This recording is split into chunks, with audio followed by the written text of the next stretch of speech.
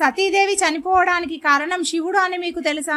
ఒకరోజు సతీదేవి, స్వామి మీరు దేవుళ్ళకి రాక్షసులకి దేవుడు కదా, మరి మీరు రోజు ధ్యానం చేస్తూ ఎవరిని పూజిస్తున్నారు అని అడగగా శివుడు నవ్వుతూ నేను ప్రతి క్షణం నా ప్రభువు అయిన రాముని పూజిస్తూ ఉంటాను అని అంటాడు.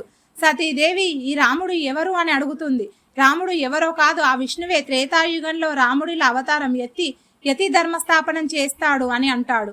స్వామి మీరు చెప్తుంటే రాముడిని ఇప్పుడే చూడాలని ఉంది అని అడుగుతుంది. మహాదేవుడు తన దివ్యశక్తి ఉపయోగించి రాముడిని సతీదేవికి చూపిస్తాడు. కానీ సతీదేవి రాముడిని చూసి ఇతను మనిషిలాగా ఉన్నాడు కదా, ఇతను నిజంగా దేవుడేనా అని పరీక్షించడానికి శివునికి చెప్పకుండా సీతాదేవిలాగా రూపం మార్చుకొని రాముడు ముందుకు వెళ్తుంది. రాముడు ఆమెను చూడగానే ఒక క్షణంలోనే సతీదేవి గారికి నమస్కారం అని అంటాడు. సతీదేవి ఆశ్చర్యపోతుంది. ఇది ఎప్పుడైతే శివునికి తెలుస్తుందో సతీదేవి మీద చాలా కోపంతో ఉంటాడు.